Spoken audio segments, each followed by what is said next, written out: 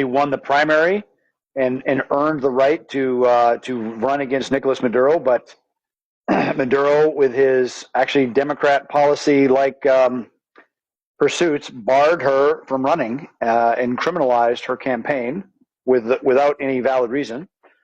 But this guy, Edmundo Gonzalez, who is basically the surrogate for Maria Corina, he actually won the election by 70% to 30%. So more than 2-1 voted for the opposition. But again, Maduro, like a typical criminal gang boss, refuses to leave, backed up by the Cubans and the Iranians and the Russians. And the State Department isn't really doing anything much about it. They have not put sanctions back on the U.S. oil companies, or not. They have not even revoked the licenses to operate there from the U.S. companies that were granted it, Chevron and Sargent Oil. So they are enriching themselves at the expense of any kind of representative democracy for Venezuela. And they have hired big dollar lobbyists and lawyers in Washington to sprinkle more money around the White House and the Democrats in Congress to keep the money flowing for this narco regime.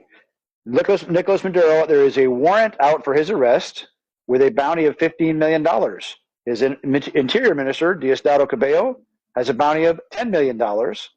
And again, as I've talked about previously, I suggested raising those bounties. Senator Rick Scott from Florida took that to heart and actually introduced legislation last week in the Senate to actually do that. So thank you, Senator Scott, for doing so. I hope Congress moves on it, because this would be a magnificently simple way for the U.S. to put pressure, use monetary incentives to get some of those senior military officers to flip, because the math also extends 70-30 in favor of getting rid of Maduro. I'd say that math also applies to the abundance of senior military officers that don't want the corruption and the nonsense and the destruction of their society. So again, this is as a result of me trolling Maduro and his cartel. There's thousands of people that reached out and asked for a place to send money, and so we've done that. There's a nonprofit called Yakazi Venezuela, and it's raised significant funds already and continues to do so, despite all the nonsense thrown at it, the denial of service attacks by the regime, calling banks, claiming it's a fraud. They're pulling all the dirty tricks, but that's okay. There's a very persistent, capable group that's running that program, and we'll see it through. And then the mission is to dial up pressure in all ways, diplomatic, public relations, the business community, etc., to pressurize and to drive out and to effectively effect the warrant for the arrest of Nicolas Maduro and a bunch of his criminal co-conspirators for rampant drug trafficking, money laundering, and other criminal activity.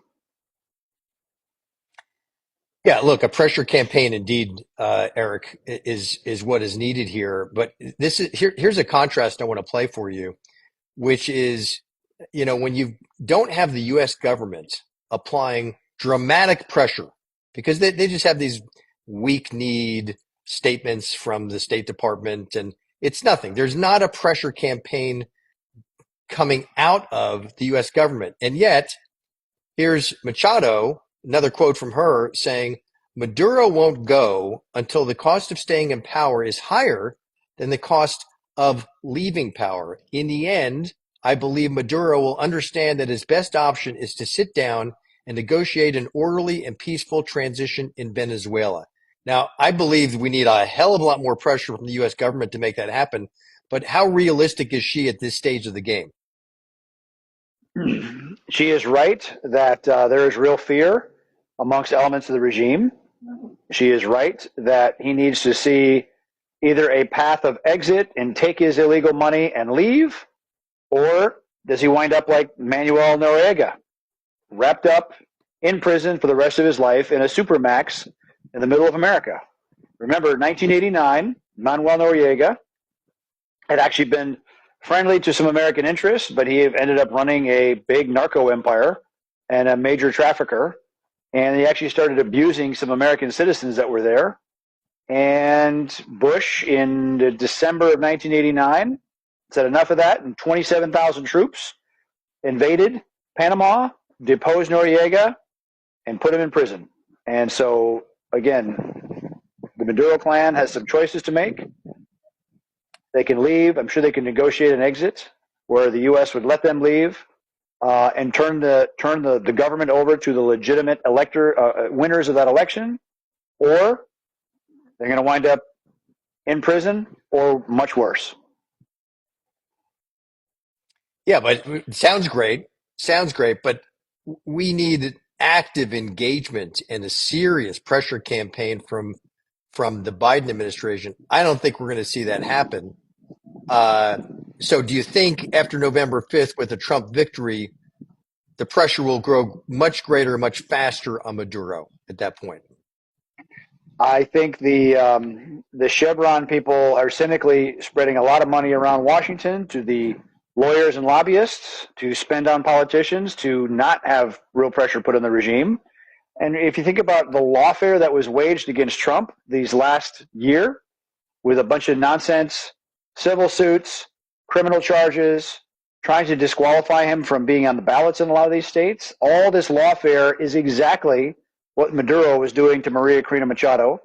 Again, the same way the tax police would come to a hotel or a restaurant that she stayed at and close them down the next day to make it impossible for her to move in that society, let alone campaign. Yeah, well, look, speaking of the oil companies, there's this headline from Fox News I wanted to touch on too. Biden urged to crack down on oil companies doing business with Venezuela after Maduro's refusal to cede power. Okay, so Biden's urged to do it, but he's not doing it. He's just letting the oil flow to these companies, like you said, including Chevron. Isn't that a huge Yeah, part of the problem here? I mean, don't we need to change that dynamic in order to get Maduro out of there? 200. I think Chevron's field is now producing about 200,000 barrels a day, or will be soon by the end of the year. I think Chevron has to consider their board is quite split. Some are in favor of continuing on with supporting a criminal regime. Some of them have supported cutting away. I think Chevron has to realize that when Maduro goes and there's a new elected government in charge, they would be at severe risk of losing that entire concession and all their investment, and they should. They have to have consequences for choosing the evil side on this one. Look, to support my point, I just want to touch on this quote here too, Eric, from the Heritage's Center for National Security, the Heritage Foundation. Quote, they could see if they could have some conversations with them about what a transition would look like.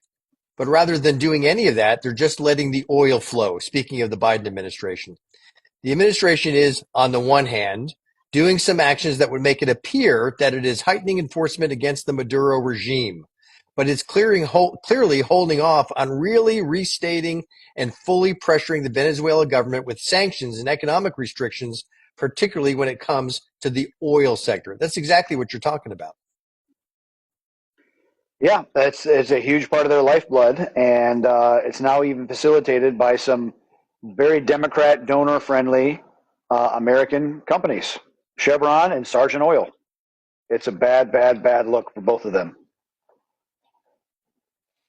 Yeah, it's well, and the truth is, we have a caretaker president. As we saw in this first cabinet meeting in the White House in 1 year, Joe Biden opens up the meeting, and who does he turn to run the meeting? The First Lady of the United States, Jill Biden. She ran the cabinet meeting. So we've got this caretaker president, this lame duck who's not even really fulfilling the role in any way whatsoever. We have his sidekick, who's the nominee for the Democrats, who's responsible as equally as responsible for all of their policies. And so I would hope that Latin American voters take a look at this administration and Kamala Harris being on the side of a dictator to motivate them to get out to vote in November. It's it would be like a family of chickens voting to go to Chick-fil-A if any Latin voter votes for the Democrats because they're voting for socialism and ultimately the destruction of their societies.